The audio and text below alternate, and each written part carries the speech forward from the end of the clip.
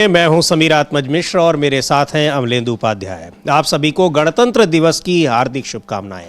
गणतंत्र दिवस पर परेड हुई और उस पर उससे पहले पद्म पुरस्कारों की भी घोषणा हुई और पद्म पुरस्कारों को लेकर प्रधानमंत्री नरेंद्र मोदी पर कई सवाल भी उठ रहे हैं, भारतीय जनता पार्टी पर भी सवाल उठ रहे हैं। और उधर आज 9वां दिन है शंकराचार्य माघ मेला क्षेत्र में, प्रयागराज के माघ मेला क्षेत्र में वो उसी जगह पर उसी स्थिति में बैठे हुए हैं जिस स्थिति में प्रशासन ने जबरन लाकर उनको छोड़ दिया था। और यह कहा जा रहा है कि शंकराचार्य अभिमुक्तेश्वरानंद सरस्वती कह रहे हैं कि जब तक उनको सम्मान पूर्वक नहीं ले जाया जाएगा, जिन लोगों ने अपमान किया है, तब तक वो वहां से हटेंगे नहीं। और इस बीच भारतीय जनता पार्टी के भीतर भी इस मामले पर काफी उथल पुथल हो रही है।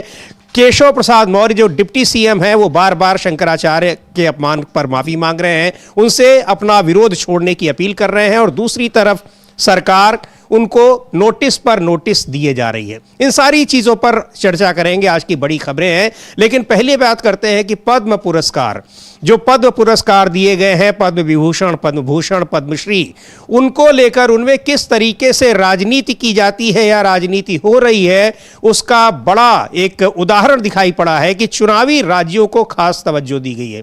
इसको लेकर कार्ति चिदंबरम है, कांग्रेस पार्टी के सांसद, उन्होंने एक ट्वीट भी किया है। लेकिन जिस तरीके से पद्म विभूषण से लेकर और पद्मश्री पुरस्कार दिए गए हैं, उस पर सवाल उठ रहे हैं कि आखिर ये छांटकर जानबूझकर ऐसा किया गया है या फिर दक्षिण भारत या चुनावी राज्यों से ही इतने ज्यादा प्रतिष्ठित लोग अलग अलग क्षेत्रों में वो अचानक सामने आए हैं। बहुत सारे सवाल इस पर उठ रहे हैं, लेकिन ये सवाल तो बनता ही है अमलेंदु जी की जो पद्म विभूषण है, 5 में से 3 लोगों का संबंध उसमें केरल से है और 1 का तमिलनाडु से।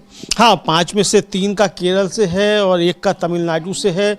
और समीर जी, ये इसको लेकर बहुत सवाल उठ रहे हैं। दूसरा ये कि है जिनको दिया गया है पद्म भूषण और पद्म विभूषण, उनका क्राइटेरिया क्या है। अब आप भगत सिंह कोश्यारी और विजय कुमार मल्होत्रा को भी आप पद्म भूषण दे देते हैं और साथ में आप शिबू सोरेन को भी, तो कहाँ शिबू सोरेन, कहाँ विजय कुमार मल्होत्रा? कौन है विजय कुमार मल्होत्रा? कौन जानता है विजय कुमार मल्होत्रा को? भाई मोदी जी जानते होंगे विजय कुमार मल्होत्रा को, आरएसएस जानता होगा विजय कुमार मल्होत्रा को, देश तो नहीं जानता, लेकिन शिबू सोरेन को तो देश जानता है। तो कहाँ शिबू सोरेन और कहाँ विजय कुमार मल्होत्रा? इसी तरीके से भगत सिंह कोश्यारी, अब देना था तो भाई भुवन चंद्र खंडूरी को भी दे देते। भाई भगत सिंह कोश्यारी का एक बहुत बड़ा योगदान है कि उन्होंने सुबह 5 बजे जो था महाराष्ट्र में लोकतंत्र बचाया था। शपथ दिला दी थी देवेंद्र फडणवीस और उनको अजीत पवार को, तो एक यही योगदान है। तो इस योगदान के लिए अगर उनको पद्म दिया जा रहा है तो ठीक है। भाई भुवन चंद्र खंडूरी जो बीसी खंडूरी, वो तो सेना के भी अफसर रहे, सेना में भी उन्होंने काम किया, आपके ही हैं, स्वयं सेवक भी हैं। तो आपको देना था, उत्तराखंड से देना था, और तो भाई आप उनको दे देते। लेकिन चूंकि उनका योगदान उस तरीके का नहीं है भुवन चंद्र खंडूरी का, जैसा भगत सिंह कोश्यारी का है लोकतंत्र बचाने का महाराष्ट्र में, तो इसलिए भगत सिंह कोश्यारी को दिया गया है। कि लोकतंत्र बचाना था तो एकदम ब्रह्म मुहूर्त में उठकर उन्होंने शपथ दिला दी। हाँ, लोकतंत्र खत्म में आया था। हालांकि सुप्रीम कोर्ट ने बहुत सख्त टिप्पणी की उनके खिलाफ, लेकिन फिर भी, और उसके बाद फिर उन्होंने छोड़ा भी, और वहाँ शिवाजी के लिए अपशब्दों का इस्तेमाल भी कुछ कर दिया था। तो उसके बाद वहाँ काफ़ी ज़्यादा बवाल मचा था। तो ये एक तरीके से संदेश देने की कोशिश की गई है कि अब ये नए युग का देश है, ये बताने की कोशिश की जा रही है कि जो संघ का स्वयंसेवक है और संघ का स्वयंसेवक ये किस तरीके का स्वयंसेवक है, उसको किस तरीके से मदद दी जाएगी, उसको लेकर बात चल रही है। इसको लेकर बहुत सारे सवाल उठ रहे हैं, सोशल मीडिया पर भी चर्चा हो रही है। हम अपने न्यूज रूम के साथियों से जानेंगे कि क्या कुछ हो रहा है। लेकिन आज अलग अलग जगहों पर झंडारोहण हुआ, अलग राज्यों में, पार्टियों के दफ्तरों में, एक उसकी झलक भी देखते हैं कि क्या कुछ हुआ, किस तरीके से यहाँ पर गणतंत्र दिवस, 77वां गणतंत्र दिवस है, इसको मनाया गया। और यहाँ परेड निकाली गई, झांकियां निकाली गई, जो एक सेरिमोनियल है, परंपरागत तरीके से हर साल यहाँ राजपथ पर होता है, और वहाँ से उसकी राज्यों की भी झांकियां निकलती हैं। तो कुछ उन दृश्यों को भी देखेंगे। लेकिन पद्म पुरस्कार जो गणतंत्र दिवस पर दिए गए हैं, घोषणा जिनकी एक दिन पहले हुई है, उनको लेकर कई सारे सवाल उठ रहे हैं कि क्या ये सारी चीज़ें राजनीति से प्रेरित हैं या वास्तव में कलाकारों का और साहित्यकारों का अलग अलग क्षेत्र में जिन लोगों ने अपना योगदान दिया है ये उनका सम्मान है। खैर, अभी चलते हैं सीधे राजपथ। लाइव परेड अभी वहां पर जारी है और क्या कुछ हो रहा है सीधे चलते हैं और देखते हैं कि दिल्ली के राजपथ पर किस तरह से वहां अलग अलग राज्यों की झांकियां दिखाई पड़ रही हैं और परेड दिखाई पड़ रही है। परिषद के अध्यक्ष श्री एंटोनियो कोस्टा भारत और यूरोप की सहभागीदारी अलग अलग क्षेत्रों में यूरोपीय कमीशन के देशों और भारत को प्रगति के नए आयाम पर ले जाने में कामयाब होगी, इसमें कोई शक की गुंजाइश नहीं है। आगे आने वाले दिनों में बहुत से महत्वपूर्ण ऐलान हो सकते हैं सहयोग की दिशा में। परंपरागत बग्गी में माननीय राष्ट्रपति महोदया राष्ट्रपति भवन के लिए प्रस्थान करेंगी। प्रेसिडेंट बॉडीगार्ड समारोह पूर्वक उनको राष्ट्रपति भवन लेकर के जाएंगे। राष्ट्रपति के अंगरक्षक, जैसा हमने शुरू में कहा, एक अद्वितीय एयरबॉर्न कैवलरी रेजिमेंट है। राष्ट्रपति महोदया उपस्थित जनसमूह का, जो कि कर्तव्य पथ के दोनों ओर उपस्थित हैं, अभिवादन करती हुई उनका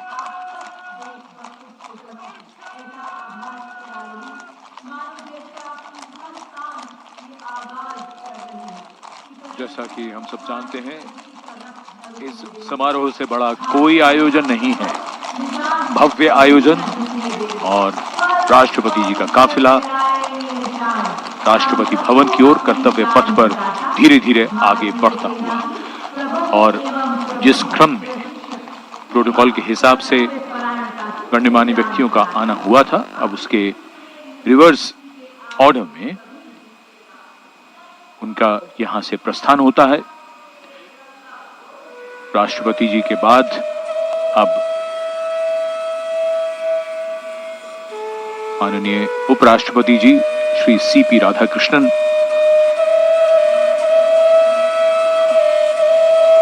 सलामी मंच से कुछ देर में प्रस्थान करेंगे।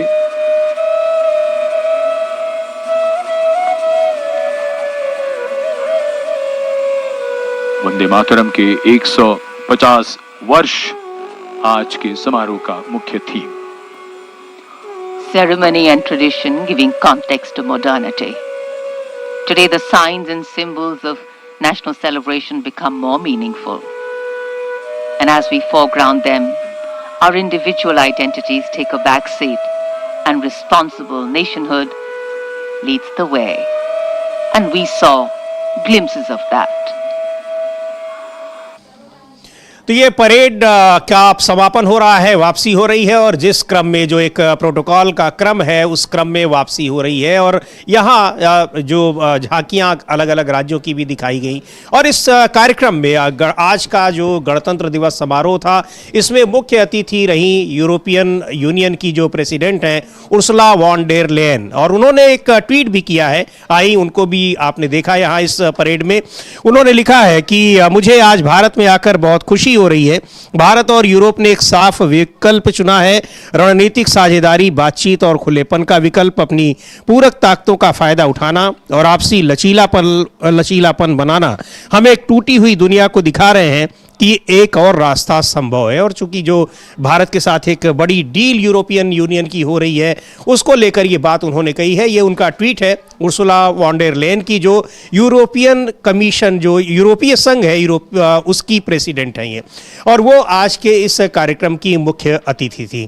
तो इसको लेकर यहाँ कई दूसरी जगहों पर भी अलग अलग राज्यों में वहाँ के मुख्यमंत्रियों ने, राज्यपालों ने भी ध्वजारोहण किया है, राजनीतिक दलों के नेताओं ने भी ध्वजारोहण किया है और इस कार्यक्रम को मनाया है। इसको लेकर लोगों में उत्साह रहता है। 26 जनवरी गणतंत्र दिवस है। आज ही के दिन भारत का संविधान लागू हुआ था और संविधान को लेकर काफ़ी चर्चाएं होती हैं। सरकार पर सवाल उठते हैं कि संविधान के साथ खिलवाड़ कर रही है।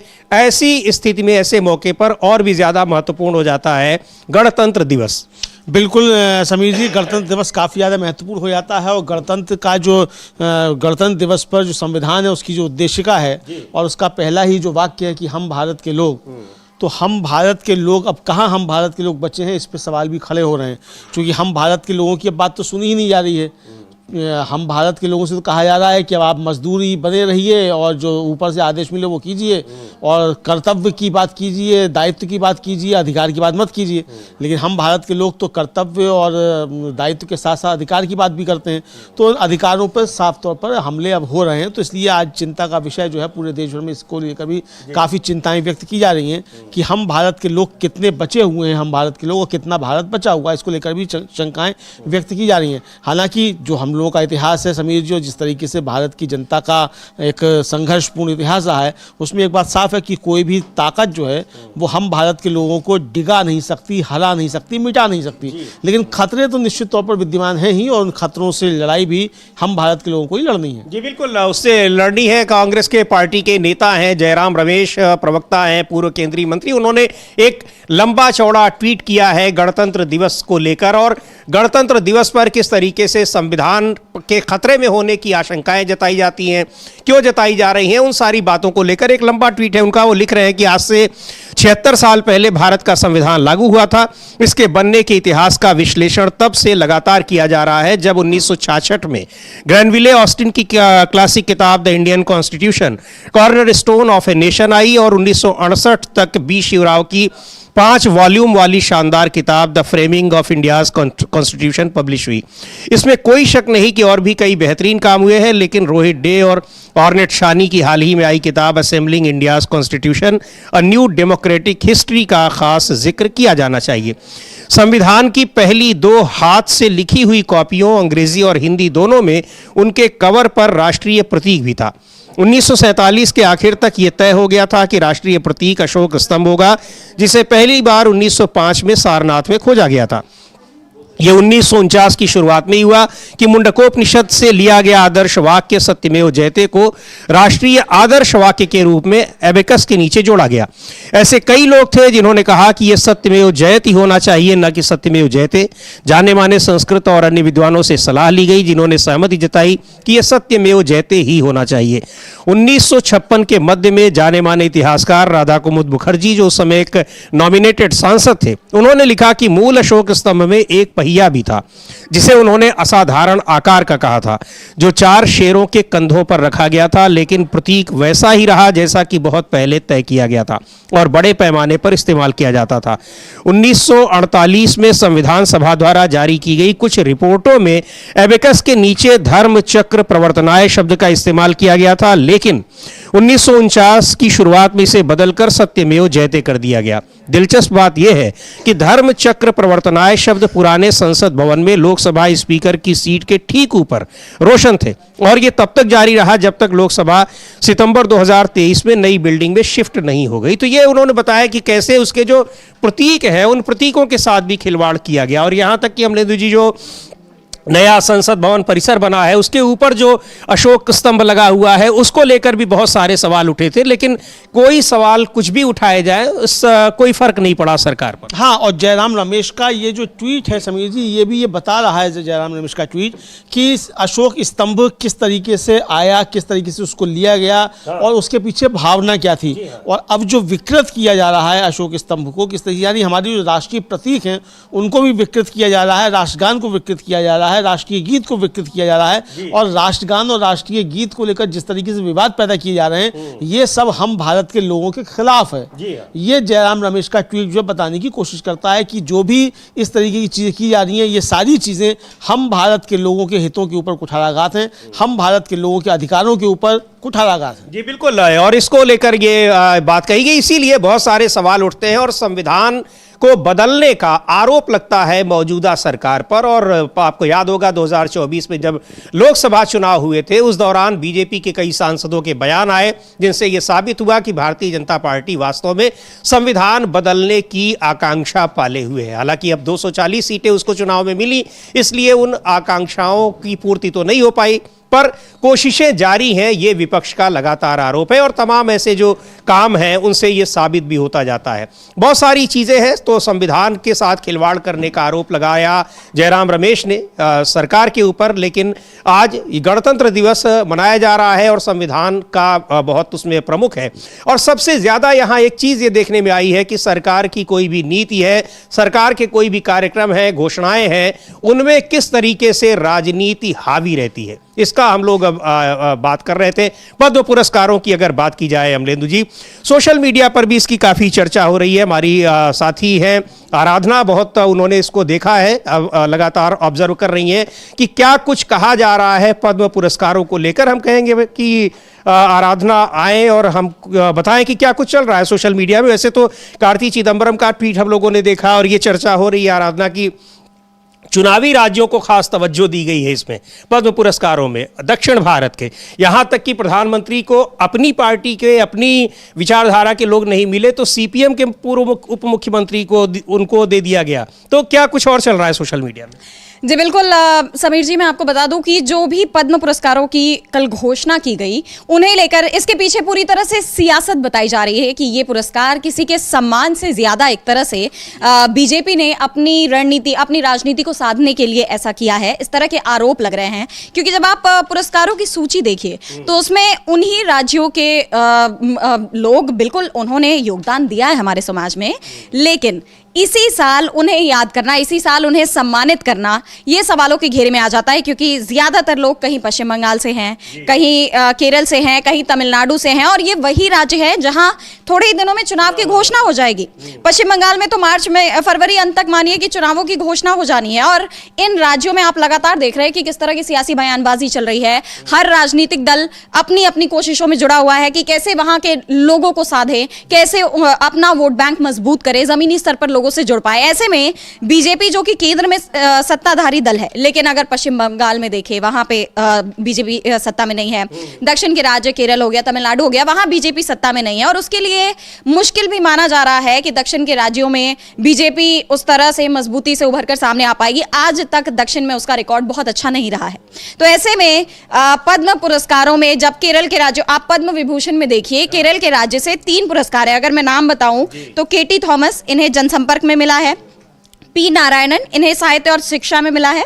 वहीं वीएस अच्युतानंदन, जो कि मरणोपरांत इन्हें मिला है, और इन्हें मिला है जनसंपर्क में। तो ये 3 के तीनों केरल के हैं और 5 पद्म विभूषण पुरस्कार हैं, जिसमें 3 केरल को दिए गए हैं। तो आप सोचिए कि... और एक अभिनेता धर्मेंद्र जो दिवंगत हुए कुछ दिन पहले, और एक तमिलनाडु। जी बिल्कुल, उत्तर प्रदेश एन राजम कला।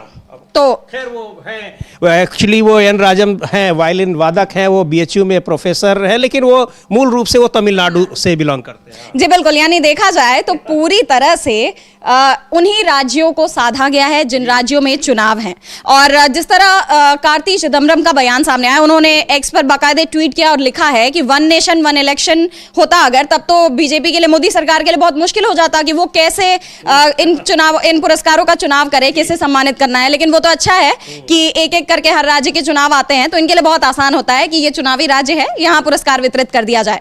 अब देखिए, इससे पहले भी भारत रत्न का ही, कर्पूरी ठाकुर जी को जब भारत रत्न सम्मान दिया गया था तो 2024 के अंत में उसकी घोषणा की गई थी। 2025 में बिहार में विधानसभा चुनाव होने थे, और उस दौरान भी जब कर्पूरी ठाकुर को भारत रत्न पुरस्कार की घोषणा की गई, उसके कुछ ही दिन बाद खबर आती है कि नीतीश कुमार पाला बदल गए हैं, वो बीजेपी के पाले में आ गए हैं। तो कहीं ना कहीं इन पुरस्कारों का भी बीजेपी राजनीतिक रूप से इस्तेमाल कर रही है। इस तरह के आरोप लग ही रहे थे, तब से ही लग रहे थे, और अब एक बार फिर जब पद्म पुरस्कारों की घोषणा हुई है तो ये आरोप और भी तेज हो गए हैं। तो मतलब देखा जाए तो बहुत ही चिंता का विषय है कि देश के वो पुरस्कार जो देश में योगदान देने वाले लोगों को पहचानने के लिए, ताकि बाकियों के लिए वो एक मोटिवेशन का काम करे, जो हमारे युवा हैं उनके बीच एक संदेश जाए कि किस तरह इन लोगों ने योगदान दिया। और आपको भी यही सोचना है कि आप अपने देश को कैसे आगे बढ़ा सकते हैं। और ऐसे मौके पर इसीलिए इन पुरस्कारों की घोषणा भी होती है 26 जनवरी के ठीक एक दिन पहले। 25 जनवरी को घोषणा की गई है, वो भी एक अलग उसका महत्व है।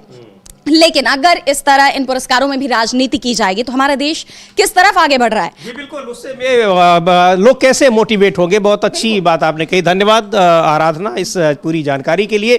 तो ऐसा नहीं है कि लोगों को नहीं पता है, सोशल मीडिया में भी बाकायदा इसकी चर्चा हो रही है और ये सारी चीजें अब जो जिसे आराधना ने बताया अमलेंदु जी की कर्पूरी ठाकुर को बिहार चुनाव से ऐन पहले, उसी तरीके से हमको याद आ रहा है कि चौधरी चरण सिंह को। और राजीव जी लग ये रहा है कि अब मोदी हाँ वो समीर जी लग ये रहा है कि अब मोदी जी जो है चुनावी राज्यों में चवन्नियां तलाश रहे हैं। आपको याद होगा कि चौधरी चरण सिंह को भारत रत्न मिलने से पहले उनके पौत्र जो है उनका एक बयान आया था कि मैं कुछ चवन्नी हूं जो पलट जाऊंगा, और जब भारत रत्न मिला तो वो साहब पलट गए। तो अब क्या चवन्नियां तलाशी जा रही हैं इन राज्यों में कि चवन्नी मिले और चवन्नी पलट जाए? अब मुझको नहीं लगता है कि जिन लोगों को दिए गए उनमें कोई चवन्नी होगा जो पलट जाएगा। हालांकि जो वीएस अच्युतानंदन है, उनके बेटे वी अरुण कुमार हैं, उन्होंने कहा है कि ये देश की ओर से एक पहचान है, अनमोल है, परिवार इसको सम्मान को बहुत खुशी का स्वीकार करता है। और वहाँ भी ये ध्यान रखा गया है कि चूंकि वीएस अच्युतानंदन जो हैं उनका पी विजयन जो है पिनराई विजयन, उनके साथ 36 का आंकड़ा था और काफी ज़्यादा संघर्ष हुआ था। और एक बार ये भी हुआ कि दोनों ही लोगों को निकाल के बाहर किया गया, उससे जो उनकी पॉलिट ब्यूरो होता है उससे दोनों को बाहर कर दिया था और बाद में फिर दोनों को वापस लिया गया। और वीएस अच्युतानंदन जो थे वो आखिरी समय तक जो थे वो मतलब सक्रिय रहे राजनीति में, बहुत एक तरह से कहा जाए कि तेज तर्रार नेता थे। और लेकिन एक चीज और भी है अमलेंदु जी, थोड़ा सा आपको टोका मैंने कि जब वीएस अच्युतानंदन थे मुख्यमंत्री तो केरल की सरकार को लेकर उस समय के बीजेपी के बड़े नेताओं की जो प्रतिक्रियाएं आती थी तो वो उसी तरीके से होती थी जैसे आज विपक्ष शासित राज्यों में होती है। जी, प्रधानमंत्री मोदी ने कोई समय ऐसा नहीं छोड़ा कि जब केरल गए हो माकपा सरकार में और तब उन्होंने वीएस अच्युतानंदन पे हमले ना किए हों। और केरल के लिए इतना तक कह दिया था कि 2016 का जब चुनाव था तो मई में मोदी जी गए थे, हालांकि उस समय ओमान चांडी जो थे वो वहाँ मुख्यमंत्री थे, तो उसकी तुलना जो थी सोमालिया से कर दी थी केरल की, और उस पर बहुत सख्त टिप्पणी जो थी वो ओमान चांडी ने कहा था। और ओमान चांडी ने जो था ये मतलब ये कहा कि मोदी ने जो प्रधानमंत्री के कार्यालय को अपमानित किया है, और इतना ज़्यादा उनका विरोध हुआ कि सोशल मीडिया पर पो मोने मोदी जो था वो ट्रेंड करने लगा था उस समय ये आया। और ये चांडी ने अपने बयान में कहा था कि क्या केरल भारत का राज्य नहीं है? क्या ये प्रधानमंत्री के लिए शर्म की बात नहीं है कि वे कहें कि सोमालिया जैसा राज्य देश में है? पंडित जवाहरलाल नेहरू से लेकर डॉक्टर मनमोहन सिंह जैसे निष्ठावान लोगों ने प्रधानमंत्री कार्यालय की शोभा बढ़ाई है, और मुझे ये कहते हुए अफसोस है कि आपकी तरह किसी ने प्रधानमंत्री कार्यालय को इस तरीके से अपमानित नहीं किया है। ये ओमान चांडी ने कहा था उस समय के मुख्यमंत्री थे। तो ये समीर जी आप जाके वहाँ हमले करते रहे, केरल के ऊपर आप हमले करते रहे, अब जाके आप वहाँ से, आप देखिए वहाँ से केरल से जो लिया गया है, अब आपने जो है साहब वीएस अच्युतानंदन को भी लिया है वहाँ से, और वहाँ से जो आरएसएस के नेता हैं पी नारायणन, आपने उनको भी दे दिया है। तो आपने वहाँ क्या बताने की कोशिश की कि नारायणन जो हैं उनका कद जो है वो अच्युतानंदन के बराबर है, ये आपने बताने की कोशिश की है। तो ये समझा जा सकता है कि किस तरीके से इन पद्म पुरस्कारों के रेवड़ियां बट रही हैं, तो इनको रेवड़ियां ही कहा जाएगा, मोदी रेवड़ी। और भी है अमलेंदु जी कि लोग सोशल मीडिया पे ये भी चर्चा हो रही है, कुछ लोग लिख रहे हैं कि शशि थरूर का नाम नहीं है। हाँ, उसी पे ये भी कहा जा रहा है कि शशि थरूर के लिए शायद प्रधानमंत्री ने कुछ और सोच रखा हो। हाँ, हो सकता है भारत रत्न सोच रखा हो। हाँ, मिल भी सकता है, ऐसी कोई बात नहीं। लेकिन शशि थरूर ने थोड़ा पानी फेर दिया है पुरस्कारों की लाइन में आने पे, क्योंकि शशि थरूर ने कह दिया कि मेरी जो विवाद है वो मैं पार्टी के फोरम पे कहूँगा, बाहर कुछ नहीं कहूँगा। तो अब ये मतलब दिल पे वो चल रही हैं छुरियाँ जिसे कहा जाता है, वो चल गई हैं बीजेपी के। अब वो एक शकील अहमद साहब हैं, पहले जो थे वो हुआ करते थे संचार मंत्री यूपी की सरकार में, और कहा जाता है कि मधुबनी से लेकर पटना तक उन्होंने कांग्रेस का सत्यानाश कर दिया, और वहाँ कांग्रेस के प्रदेश अध्यक्ष भी रहे शायद बिहार में। अब वो जो है बहुत हमलावर हो रहे हैं, तो उन्होंने शशि थरूर को लेकर कुछ कह दिया। शशि थरूर ने कह दिया कि मैं हर व्यक्ति की बात का जवाब तो नहीं दूंगा। तो अब ये मतलब लाए गए थे, तो हमने तो कहा, जो उनके ट्रोल आर्मी के हैं अमित मालवी साहब, उन्होंने ट्वीट किया उनका बयान। मैंने कहा भाई जो पूनावाला साहब जो थे वो तो किसी काम के निकले नहीं, एक अदर राज्यसभा की सीट का इंतजाम करवाइए इनके लिए, शकील अहमद साहब के लिए। जी बिल्कुल, हर चीज यहाँ पर राजनीति से प्रेरित। और एक बात और है अमलेंदु जी, तमिलनाडु, पश्चिम बंगाल और केरल जैसे अब हम लोग बात कर रहे हैं, और आराधना ने भी बताया कि यहाँ ये चुनावी राज्य है जहाँ खास तौर पर तवज्जो दी गई है। यही नहीं, अपना राजनीतिक फायदा और भी साधने की कोशिश की गई है। शिबू सोरेन को देने के पीछे भी बताया जा रहा है कि बड़ा मकसद है, वहां किसी भी तरीके से झारखंड में एनडीए की सरकार चाहती है भारतीय जनता पार्टी। वहाँ भी जो है वहाँ भी चवन्नी तलाशी जा रही है कि चवन्नी वहाँ भी मिल जाए। तो चवन्नी वहाँ मिलेगी, पता नहीं मिलेगी नहीं मिलेगी, क्योंकि हेमंत सोरेन तो साफ कर चुके हैं कि भाई चवन्नी ने हम नहीं मिलेंगे। हालांकि राजनीति में समीर जी कुछ होता नहीं है, वही पलट जाते हैं जो कहते हैं मैं चवन्नी हूँ क्या। तो इसलिए बाकियों के लिए क्या काया लगे अभी हम कुछ कह नहीं सकते क्या नहीं, लेकिन बहरहाल फिलहाल ये कोशिश कीजिए। लेकिन ये समीर जी विजय कुमार इनके VK मल्होत्रा के साथ और भगत सिंह कोश्यारी के साथ शिबू सोरेन को रख के शिबू सोरेन का सम्मान नहीं किया गया, बल्कि ये शिबू सोरेन का घोर अपमान है, ये कहा जा सकता है। जी बिल्कुल, अब देखते हैं वहां पर क्या प्रतिक्रियाएं आती हैं, लेकिन राजनीतिक रूप से ये कैसे इनको एक बनाया गया है, इनका इस्तेमाल किया गया है, ये बिल्कुल साफ दिखाई पड़ रहा है। कार्ति चिदम्बरम का ट्वीट देखते हैं जो उन्होंने लिखा है, और बहुत ही तंज तो किया है उन्होंने, लेकिन उसमें सच्चाई भी बहुत बड़ी है। सीधे कह रहे हैं कि सरकार तो चाह रही है कि 1 इलेक्शन 1 नेशन 1 इलेक्शन हो, लेकिन अगर ऐसा हो गया तो आप ऐसे राज्यों के हिसाब से कैसे पद्म विभूषण बांटेंगे। वो लिख रहे हैं कि अगर 1 नेशन 1 इलेक्शन होता तो सरकार के लिए पद्म पुरस्कार पाने वालों को चुनना कितना मुश्किल होता। अब ये बहुत आसान है, बस चुनाव वाले राज्यों से लोगों को चुन लो। और ये भी खैर हो सकता है कि जब ऐसी स्थिति आएगी तो पद्म पुरस्कार की जरूरत ही फिर क्या है। ये एक ही बार 5 साल में दे दिए जाएंगे। बिल्कुल बिल्कुल। अच्छा, और समीर जी केरल से एक जो पद्म पुरस्कार दिया गया है वो वहाँ एक OBC वर्ग होता है, पिछड़ा हिंदू समुदाय एजवा, उसके नेता हैं वेल्लापल्ली नटेसन, तो उनको सार्वजनिक मामलों में पद्म भूषण दिया गया है। और ये जो है नारायण धर्म परिपालन SNDP योग उसके महासचिव हैं, और नटेसन जो है इनको अक्सर जो है वो मुस्लिम विरोधी टिप्पणियों के लिए जाना जाता है। तो ये किया है। और उनके बेटे जो हैं थुशुर वेल्लापल्ली वो भरत धर्म जनसेना के प्रमुख हैं।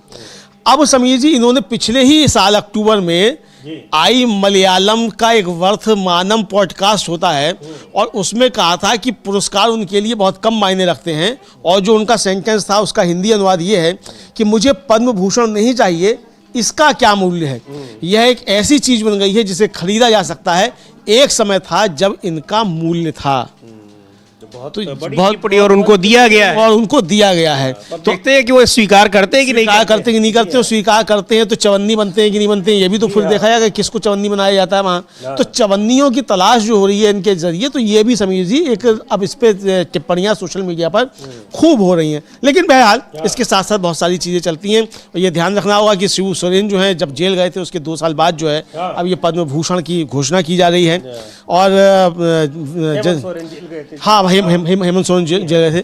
अब राज्य मतलब जब झारखंड में विधानसभा के चुनाव होने थे उससे ठीक पहले हेमंत सोरेन को जेल दे दिया गया मुख्यमंत्री रहते हुए, और अब वहां जब ये सारी जो कह लीजिए कि चीजें कामयाब नहीं हुई, तो फिर अब ये हो रहा है कि कैसे उनको अपनी तरफ मिलाकर सरकार बनाने की, उनके साथ सरकार बनाने की कोशिश की। हाँ, उनके साथ सरकार बनाने की कोशिश की जा रही है समीर जी। और देखिए ये साफ तौर पे ये समझा जा सकता है कि आप मतलब अब ये रास्ते पैदा कर रहे हैं कि भाई या तो आप चवन्नी बनिए और वरना जेल जाइए। ये कल ही तेजस्वी यादव जो हैं वो कार्यकारी अध्यक्ष चुने गए हैं राष्ट्रीय जनता दल के, और इस अवसर पर उन्होंने यही कहा कि अब इस तरह की परिस्थितियां पैदा कर दी गई हैं कि आपके पास सिर्फ 2 ही रास्ते हैं, या तो बीजेपी के साथ शामिल हो जाइए, उनके सामने झुक जाइए, वरना फिर जो है आप बीजेपी से लड़िए। हम लोग सुन भी सकते हैं तेजस्वी ने क्या कहा था। जी बिल्कुल, सुनते हैं तेजस्वी क्या कह रहे हैं। और ये बिल्कुल साफ कई बार कई मौकों पर और कई घटनाओं को देखते हुए लगता है कि आप बीजेपी के साथ हैं तो सब कुछ ठीक है, आप ईमानदार हैं, आप देशभक्त हैं, और अगर बीजेपी के खिलाफ हैं, राजनीतिक रूप से किसी दूसरी पार्टी में हैं, तो फिर आपकी निष्ठा संदिग्ध है। सुन लेते हैं तेजस्वी यादव को क्या कह रहे हैं। ये दौर ऐसा दौर है जहां 2 ही विकल्प है, या तो मोदी जी के चरणों में रहिए या तो लड़ाई लड़िए।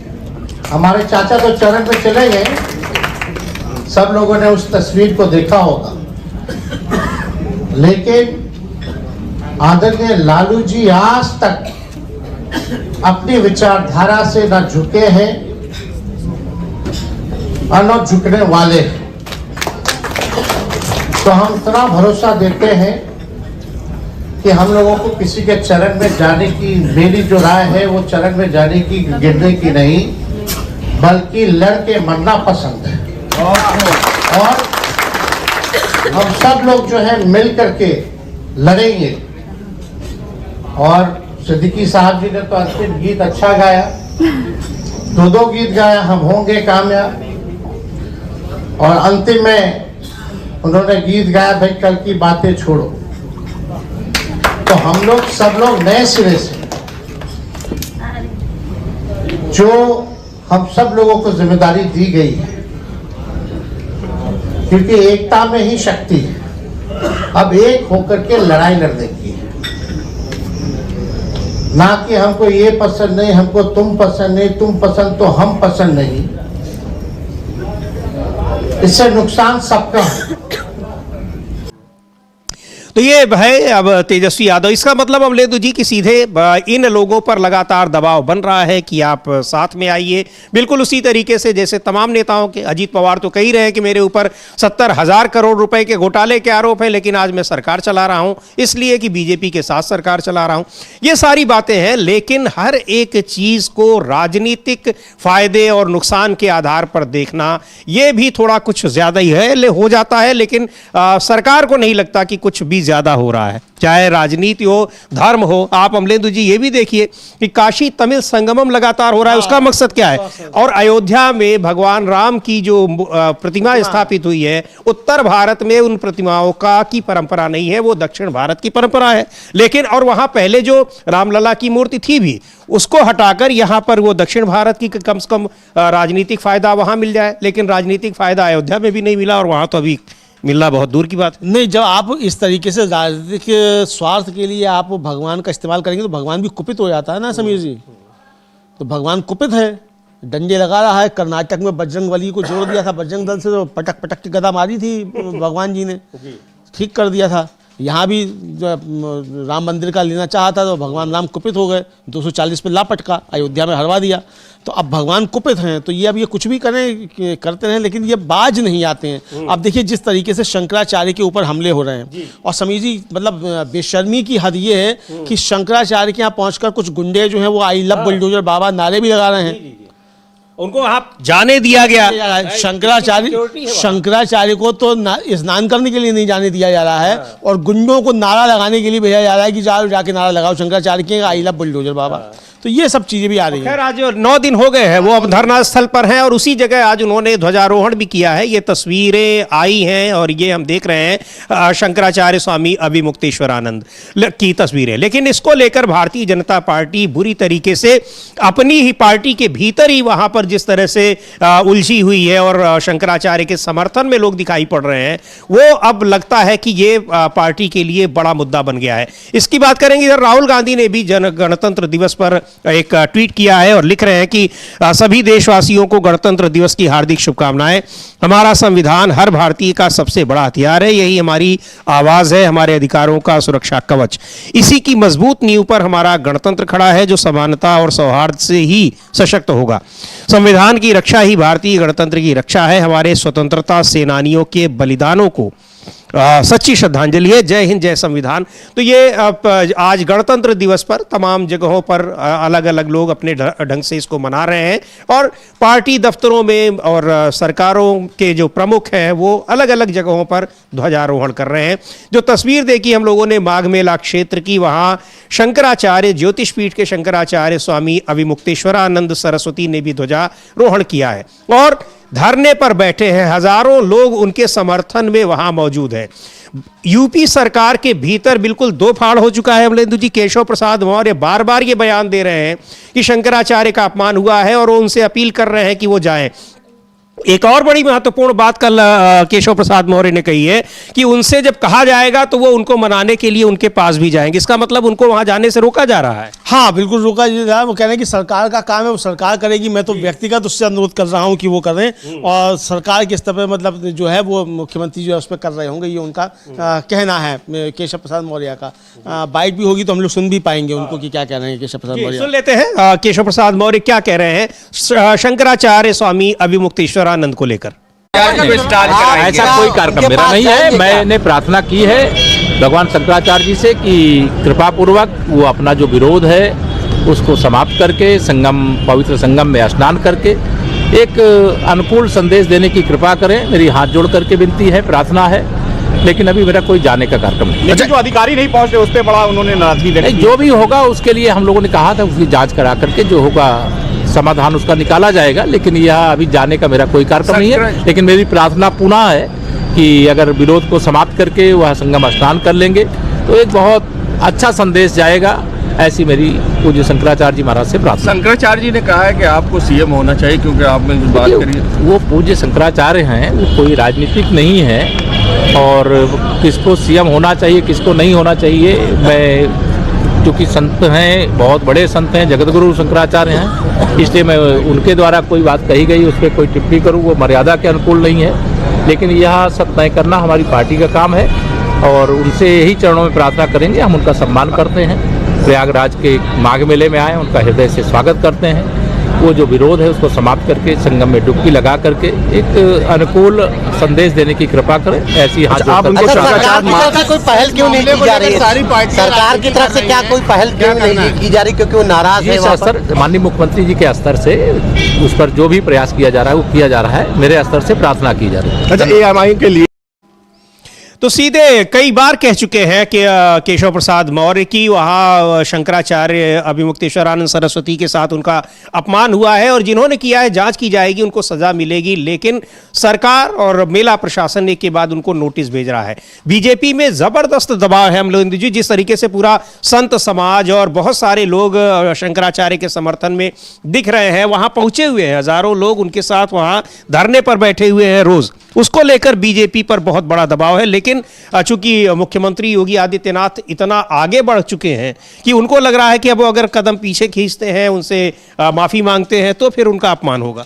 नहीं, अब ये बताने की कोशिश की जा रही कि मैं मुख्यमंत्री भी हूँ और हिंदू धर्म का सबसे बड़ा आचार्य भी मैं ही हूँ, ये बताने की कोशिश है। जबकि हिंदू धर्म के सबसे बड़े धर्माचार्य जो हैं वो शंकराचार्य ही हैं। सारे मठ मंदिर जो हैं और अखाड़े सब शंकराचार्य के अंडर में आते हैं। और समीर जी, जब शंकराचार्य स्नान करने जाते हैं तो आगे आगे नागा साधुओं की फौज चलती है। ये जो एक संघर्ष पैदा करने की कोशिश की जा रही है, आप समझ लीजिए कि किस तरीके से कोशिश की जा रही है। धर्म को बांटने की कोशिश हो रही है, हिंदुओं को बांटने की कोशिश की जा रही है। वो लोग जो कहते थे कि बटोगे तो कटोगे, तो वो हिंदुओं को काटने पे बांटने पे दोनों पे तुले हुए हैं। ये सामने आ रहा है। और किस आधार पे बांट रहे हैं आप? शंकराचार्य का अपमान करके। ये हिंदू धर्म का अपमान है समीर जी, शंकराचार्य का अपमान नहीं है बिल्कुल भी। जी, यही बात कह रहे हैं शंकराचार्य भी। एक बार सुनते हैं क्या कहा है। लेकिन 9 दिन हो गए हैं उसी जगह पर वो बैठे हुए हैं जहां उनको मेला प्रशासन जबरन वहां उनको ले आया है, स्नान नहीं करने दिया। और उनके समर्थकों के साथ क्या कुछ हुआ था वो तमाम तस्वीरें, विजुअल्स हम लोगों ने देखे हैं कि कैसे उनको घसीट घसीट कर मारा गया था। सुनते हैं शंकराचार्य क्या कह रहे हैं। योगी आदित्यनाथ ने भाई अपनी राजनीति चमकाने के लिए कोई कितना भी कुछ करे, राजनीति चमकाने के लिए किया गया। जब तक मुकदमा चल रहा था राम जन्मभूमि का, कितनी बार पैरवी करने के लिए न्यायालय गए आदित्यनाथ, बता दो नाम। वकील थोड़ा ना, वो वकील पैरवी नहीं करता है, वकील बहस करता है, पैरवी जो है मुवक्किल करता है। आप लोग ये मानते हैं कि बीजेपी ने मंदिर बनवाया कि वकीलों ने कोर्ट में केस जीता? वकीलों ने जो जीता, पक्षकारों ने जीता। काउंटर कर रहे हैं, वकीलों ने जीता, पक्षकारों ने जीता। मुकदमा तो उन्होंने लड़ा, बीजेपी ने कहाँ लड़ा मुकदमा? बीजेपी कहाँ पक्षकार थी, बताओ ना। नहीं पक्षकार थी, तो फिर बीजेपी की सरकार जब नहीं थी तो यहाँ पर नहीं बना मंदिर। बीजेपी की सरकार, ये तो कौआ के बैठने से फल गिर गया तो आप कहेंगे कौए ने तोड़ दिया, ऐसी बात कर रहे हो आप। तो ये बड़ी महत्वपूर्ण बात कर रहे हैं अमलेंदु जी शंकराचार्य अभिमुक्तेश्वरानंद की। राम मंदिर का श्रेय इतना ले रहे हैं, इतना पॉलिटिसाइज कर रहे हैं। वही बात अभी जो हम लोग कर रहे थे कि कैसे उसका भी राजनीतिक फायदा ले लिया जाए। लेकिन उसके लिए क्या किया है, पैरवी किसने की है, और उसमें उत्तर प्रदेश के जो मौजूदा मुख्यमंत्री हैं योगी आदित्यनाथ, उनका क्या योगदान है, वही बता रहे हैं कि पैरवी तो हम लोगों ने की, उसमें उनका कौन सा योगदान है ये बताएं वो। और आज वही ये तय कर रहे हैं कि कौन हिंदू है, हिंदू धर्म कैसे चलेगा, हिंदू धर्म के तरीके क्या हैं, हिंदू धर्म की क्या उसकी परंपराएं। हाँ, बल्कि अब हिंदू धर्म की मतलब संहिता है जो वो भी बीजेपी लिखेगी। अब बीजेपी बताएगी कि कैसा हिंदू है और हिंदू धर्म में क्या क्या करना है, ये बीजेपी बताएगी। अरे बीजेपी पैदा भी नहीं हुई थी, हिंदू धर्म सदियों से है। सनातन धर्म इसीलिए है कि आदि सनातन है। तो ये सनातन धर्म पे हमला बीजेपी कर रही है, ये साफ तौर पर समझ में आ रहा है। और आप देखिए कि मोहन भागवत खामोश हैं, नरेंद्र मोदी खामोश हैं, चुप्पी साधे हुए हैं। भाई किसी अधिकारी की इतनी हैसियत है कि वो बिना सरकार की शय के शंकराचार्य पे इस तरीके से हमले करें? तो ये विपक्ष साफ तौर पे आरोप लगा रहा है। समीर जी, जो स्वामी आनंद स्वरूप हैं, जो उसके अखाड़ा इसके शंकराचार्य परिषद के अध्यक्ष हैं, उन्होंने एक और बहुत तीखा बयान दिया, उसको भी हम लोग सुन सकते हैं शंकराचार्य के। जी बिल्कुल, बहुत सारे धर्माचार्य जो हैं वो इस शंकराचार्य के अपमान को लेकर सरकार पर हमलावर हैं। सुनते हैं क्या कह रहे हैं स्वामी आनंद स्वरूप। ओम नमो नारायण। आज माघ मेले के बयान विषय को एक नाचने वाली अंडरवर्ल्ड डान की जो रखेल है ममता कुलकर्णी, उससे बयान दिलाया जा रहा है। अब वो कह रही है कि स्वामी मुक्तेश्वरानंद जी आके मेरे चरणों में मुझसे आत्मज्ञान लें। अब सोचिए किस प्रकार से लोग इस विषय का मजाक उड़ा रहे हैं, और ये कौन करवा रहा है?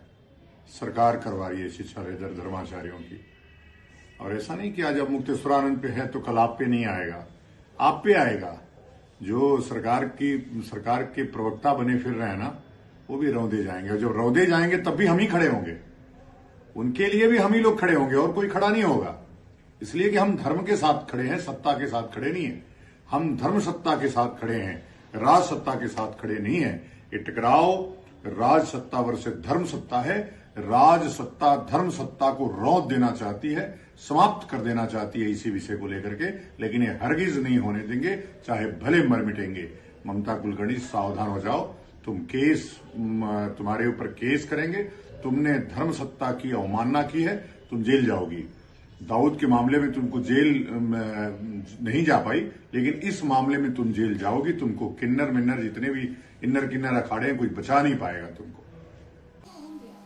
तो ये किस तरीके से शंकराचार्य को टोल किया जा रहा है, उनका अपमान किया जा रहा है सोशल मीडिया पर बहुत ही अभद्र भाषा में अमलेंदु जी, और सीधे ये कहा जा रहा है कि ये किस तरीके से ये जानबूझकर करवाया जा रहा है और बाकायदा ऐसे लोगों को प्रेशर दिया जा रहा है। बिल्कुल उसी तरीके से जैसे वहां जब हमले की कोशिश की गई, सैकड़ों लोग वहां पहुंच गए, लेकिन वहां जो जुटे हुए थे शंकराचार्य के समर्थक, उनके शिष्य, उन लोगों ने उनको कुछ आगे नहीं बढ़ने दिया, उन अराजक तत्वों को। पर सवाल ये उठ रहा है कि आखिर पुलिस और प्रशासन क्या कर रहा था? मेला क्षेत्र बहुत ही सेंसिटिव एरिया है, संवेदनशील एरिया है, वहां सुरक्षा की व्यवस्था रहती है। सैकड़ों की तादाद में लोग लाठी डंडे लेकर पहुंच रहे हैं, उनको जाने कैसे दिया गया?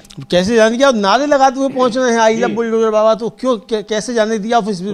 ठीक वहां तक पहुंच जा रहे हैं जहां शंकराचार्य हैं, और वो तो कहिए कि उन्होंने पहले ही वहां से सीसीटीवी कैमरे लगवा दिए थे। तो आशंका थी, इसका मतलब उनकी आशंकाएं सही थी।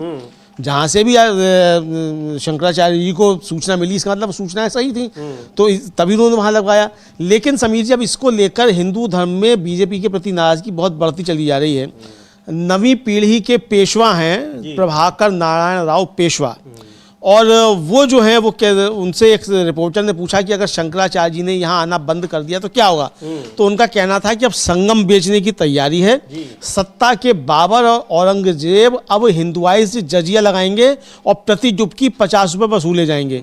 पेशवा स्नान की जगह VIP स्नान होगा। तो हम लोग उनकी वो बाइट सुन भी सकते हैं समीर जी कि वो क्या कह रहे हैं। जी बिल्कुल, इसको लेकर तमाम जगहों पर तमाम संगठनों की ओर से और बहुत सारे जो धर्माचार्य हैं उनकी ओर से बड़ा विरोध हो रहा है, लेकिन सरकार और मेला प्रशासन झुकने का नाम नहीं ले रहा है। सवाल यह है अमलेंदु जी कि अगर आने वाले दिनों में कुछ ही दिन बाद, अब ये पूर्णिमा के बाद माघ मेला समाप्त हो जाएगा, उसके बाद भी अगर शंकराचार्य वही मेला क्षेत्र में बैठे रहे तो फिर क्या होगा? हाँ, तब तो बहुत संघर्ष की स्थिति हो जाएगी। तो ये अब क्या उसी तरीके से वहां पर शंकराचार्य को भी हटाने की कोशिश होगी, जैसे इको गार्डन में छात्रों को हटा दिया जाता है, या राजनीतिक दलों के कार्यकर्ताओं के ऊपर लाठीबाज दी जाती है? हो सकता है समीर जी ऐसा भी किया जाए, लेकिन मुझे लगता है कि अगर ऐसा होगा तो बीजेपी अपने ताबूत में आखिरी कील ठोकेगी उसको। हालांकि कल मथुरा में भी इस तरह की घटनाएं हुई हैं। समाजवादी पार्टी का जो मीडिया सेल है उसने उसको लेकर ट्वीट किया है, विजुअल्स भी जारी किए हैं कि किस तरीके से वहां महिलाओं के साथ और सेवायतों के साथ जो जी हाँ बाकी बिहारी मंदिर में वहां किस तरीके से पुलिस घुस रही है। यानी अभी तक तो समीर जी मस्जिदों को जाकर अपवित्र किया जाता था पुलिस और पीएसी के द्वारा अब मंदिरों को भी जाकर अपवित्र किया जा रहा है, शंकराचार्यों पर हमले हो रहे हैं। तो ये कैसा हिंदू राष्ट्र बनने की तरफ बढ़ रहा है देश कि जहां मंदिर जो है वो भी सुरक्षित नहीं है, मंदिरों के अंदर जूते पहन के पुलिस के अधिकारी पहुंच रहे हैं और सेवायतों को धमका रहे हैं। ये मारपीट हुई, वहां कुछ सेवायतों के कपड़े फट गए। एक बार देखते हैं समाजवादी पार्टी ने जो ट्वीट किया है क्या लिखा है, और तमाम विजुअल्स और तस्वीरों को टैग करते हुए उन्होंने वो ट्वीट किया है। वहां पर कल जिस तरह से मुख्यमंत्री और बीजेपी के राष्ट्रीय अध्यक्ष नितिन नवीन गए हैं और वहां उन्होंने लिख रहे हैं कि मथुरा के बांके बिहारी मंदिर में पुलिस भेजकर महिलाओं से अभद्रता करवाई, गाली गलौज करवाई, पुजारियों सेवायतों के साथ अभद्रता और अपमानजनक व्यवहार हुआ, महिलाओं के साथ धक्का मुक्की हुई। ये शर्मनाक कृत्य करवा रहे हैं मुख्यमंत्री योगी आदित्यनाथ जी और भाजपा की सरकार। इन्हें जो हिंदू रक्षक समझता है वो अपना इलाज करवाए। ये भाजपाई और आदित्यनाथ जी सिर्फ अपनी सत्ता रक्षक और भ्रष्टाचार संरक्षक हैं और कुछ नहीं। बाकी इनका हिंदुत्व और राष्ट्र प्रेम सब झूठा है, धोखा है और आडंबर एवं ढोंग है। और बांके बिहारी मंदिर को लेकर जिस तरीके से चल रहा है उसका भी सरकारीकरण किया जा रहा है अमलेंदु जी। उसके सुंदरीकरण को लेकर सेवायतों का लगातार वहां विरोध हो रहा है, लेकिन सरकार नहीं सुन रही है। और इधर जो हम लोग बात कर रहे थे पद्म पुरस्कारों की, उसको लेकर संजय राउत ने बड़ी एक टिप्पणी है जो आप भगत सिंह कोश्यारी की चर्चा कर रहे थे, उस पर उन्होंने कुछ बयान दिया है, ट्वीट भी किया है। और देखते हैं ट्वीट उन्होंने लिखा है कि मोदी सरकार ने इस सज्जन को यानी कोश्यारी को, जो कि महाराष्ट्र के वो राज्यपाल रहे और बड़े विवादित थे उस समय, मोदी सरकार ने इस सज्जन को लोकतंत्र और भारतीय संविधान की हत्या करने और महाराष्ट्र में शिंदे बीजेपी सरकार बनाने के लिए पद्म भूषण उपाधि से सम्मानित किया। इस सज्जन ने छत्रपति शिवाजी महाराज और महात्मा फुले दंपति का अपमान किया था। बीजेपी महाराष्ट्र का अपमान करने वालों का सम्मान करती है, बहुत बढ़िया। इस सज्जन यानी उन्होंने कोश्यारी साहब की तस्वीर भी लगा रखी, कोश्यारी साहब की तस्वीर लगा रखी है। और जैसा कि मैंने कहा समीर जी कि सुबह 5 बजे उन्होंने लोकतंत्र बचाया था तो उसका इनाम दिया गया है। तो अब इस तरीके के इनाम, सरकार चली भी नहीं, अजीत पवार फिर से बाहर चले, केस वापस करवा के 24 से 36 घंटे के अंदर वापस चले आए थे। तो ये आया था, लेकिन ये जिस तरीके से किया गया है तो ये अब समझा जा सकता है कि अब क्राइटेरिया क्या है। और जैसा कि नटेशन साहब का जिनको पद्म भूषण दिया गया, उनका पहले का जो वक्तव्य है अक्टूबर का ही दिया हुआ है, वो बहुत पुराना भी नहीं है तो कि खरीदे जा सकते हैं, इनकी पहले हुआ करता था। तो अब पहले हुआ करता था, जिससे सभी बिल्कुल समीर जी आपको याद होगा कि पहले जितने भी पद्म भूषण या पद्म विभूषण या पद्मश्री तक भी होते थे तो उनका एक सम्मान होता था, उसको व्यक्ति बहुत पूरे देश में सम्मान से होता था। एक तो सीमित संख्या में होते थे और ये समझाता था जिसको मिला है उसका वास्तव में योगदान है। सीमित संख्या में भारत रत्न थे, सीमित संख्या में पद्म विभूषण थे। अब तो बताइए वो टीवी के मालिक हैं उनको भी मिला हुआ है, और बड़े पत्रकार हैं संघ के राम बहादुर राय साहब, उनको पद्म भूषण दिया गया, और टीवी के मालिकान जो थे उनको पद्म विभूषण दे दिया गया। तो मतलब ये क्राइटेरिया वहां भी नहीं है। मतलब जहां जो स्वयं सेवक हैं उनके बीच भी क्राइटेरिया आपका नहीं है ठीक से कि ठीक से हो कि आपको क्राइटेरिया। लेकिन इसका जो संजय राउत ने जो कहा है उस पर भगत सिंह कोश्यारी ने जवाब दिया है, और जवाब उनका बता रहा है कि उनकी योग्यता क्या है, बड़ी योग्यता है, वो खुद ही अपनी बता रहे हैं। तो सुन भी लेते हैं भगत सिंह कोश्यारी को कि संजय राउत के सवाल पर उन्होंने कहा क्या है। संजय राउत उन्होंने बोला है कि क्रिटिसाइज किया इस चीज को लेकर, तो आप क्या कहना चाहेंगे उनके इस बयान पर? अब देखिए, मैं कोई मेरी प्रशंसा करे, कोई मेरी निंदा करे, इसके लिए मैं काम नहीं करता। मैं संघ का स्वयंसेवक हूँ, मेरे लिए भारत माता सब कुछ है, उसी के लिए हम काम करते हैं, उसके संतानों के लिए काम करते हैं और उसके लिए करते रहेंगे। अब किसी को अच्छा लगेगा, किसी को बुरा लगेगा, तो उसमें मैं क्या कर सकता हूँ? मैं उनको धन्यवाद देता हूँ अगर उनको बुरा लगता है तो। चलो, तो बिल्कुल स्पष्ट कर दिया उन्होंने कि वो राज्यपाल के पद पर थे तब भी वो स्वयं सेवक थे। और हम लोग लगातार देख रहे हैं अमलेंदु जी, तमाम कर्नाटक के राज्यपाल हो, चाहे तमिलनाडु के राज्यपाल हो, केरल के हो, वो भी अपने उस धर्म का निर्वहन कर रहे हैं। वहां पर संविधान की जो शपथ ली है उसका नहीं, बल्कि वो जो स्वयं सेवक की जो निष्ठा है उसको वो पूरा कर रहे हैं, निभा रहे हैं। हाँ, ये अभी तक स्वयं सेवक ही हैं, ये अभी तक जो है संविधान के नहीं हो पाए और ये भारत के नागरिक भी नहीं हो पाए। इसका मतलब अगर आप संविधान की शपथ लेकर संविधान के विरुद्ध काम करते हैं और आप कहते हैं कि मैं स्वयं सेवक हूँ, उसके लिए काम करता हूँ, तो फिर इसका मतलब आप भारत के संविधान के लिए आपने काम नहीं किया।